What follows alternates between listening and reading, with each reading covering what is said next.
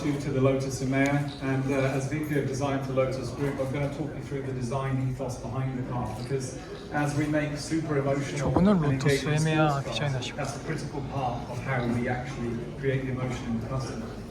All of our designs start from a very simple gesture, and on the screens around me you can see some of the sketch work that began very manually to create this car. So even in the age of all the intelligent systems and the digital capabilities we have today, emotional products like a Lotus vehicle still start from a simple hand-drawn gesture, straight from the mind of the creative designer. Another thing that we're trying to do at Lotus now is really leverage the hypercar principles. The Evija on the screens behind me here was the first electric vehicle from Lotus, and it spearheaded our new design language. Now as we move into more categories of the market, the Evija is a critical influence, and I'll explain to you in detail how the design of that car very much influences the EMEA. From an exterior design point of view, the start point for every design, particularly with sports cars like the Lotus brand, is the stance and proportions.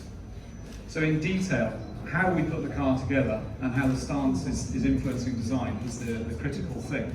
On the screens around me you can see an illustration of the proportions of Lotus vehicles and how they evolved over the ages. The critical change point is when the engine was moved from the front of the vehicle behind the driver to create mid-engine cars. This was first done in Formula One, and then Lotus road cars followed that route.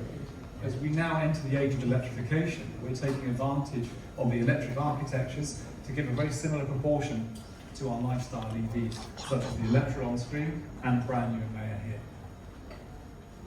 So just in some detail, with EMEA, we have a very similar ethos running through the car to the Evija hypercar. We have a very sharp nose section at the front of the car, and there's one line that runs all the way through the body, dissecting the volume and helping to break the mass. That's actually a reference point taken from the iconic Esprit Series 1 from the 1970s, a car completely defined by one line. We also have a long wheelbase with the wheels pushed out to the corners. This gives a great start and actually makes the car fantastic to drive with wonderful handling. There's a very cab-forward silhouette to the car, so again, that mid-engine look comes to lifestyle products and it's very unique in the E-segment luxury vehicle space. It gives you a great view down the road because you sit so far forward, and gives you a wonderful occupant space inside the given vehicle footprint. We also have very proud fender muscles on our Lotus vehicles. This was first done with the Lotus 11 back in our history, the first car to fare the wheels into the bodywork, and it's an inspiration point to this day. The second key concept around the exterior is dramatic aerodynamic features. Aerodynamics has always been a core part of the Lotus DNA and how we express and bring to life performance vehicles, and EMEA is absolutely no different. So there are a number of different systems we use around the car. There are passive systems and there are active systems. Some of the passive aerodynamics is this concept of porosity we have, where we have ducts and holes through the bodywork, and the air is allowed to pass through the car, rather than just move up and over the top of the vehicle. We also have active systems. So on the front of the vehicle, there's an active grille shutter as illustrated on the screens. The intelligent systems on the car know when the battery pack and drivetrain needs cooling, and they'll open up to allow air to pass into the front of the vehicle. The rear of the car has very similar features. So we have a large exit duct from the wheel arch here. Any built-up pressure from the rotation of the wheel is exited out underneath the tail lamp here. Again, a very unique feature for an E-segment car. This large duct here, really celebrating aerodynamic prowess. It's a very strong connection to the Evija hypercar that has similar ducts in the rear of the vehicle. We also have active systems at the rear of the car as well. It's a dual-stage rear wing that actually comes up when the car needs to generate downforce and has to push the car down onto the road.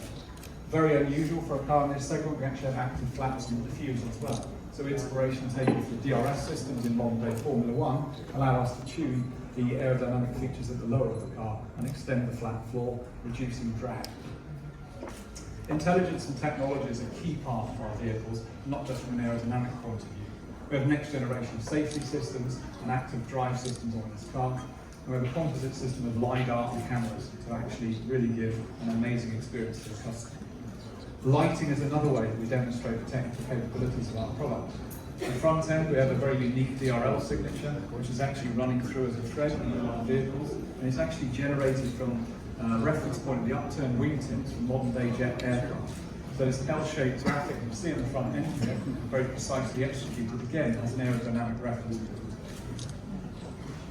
The rear lighting is this one laser line of light that runs through the car, the culmination of that one line that runs all the way around, again taking reference from the original S1 Esprit. The interior of this vehicle is an amazing expression of where Lotus is going these days as well. We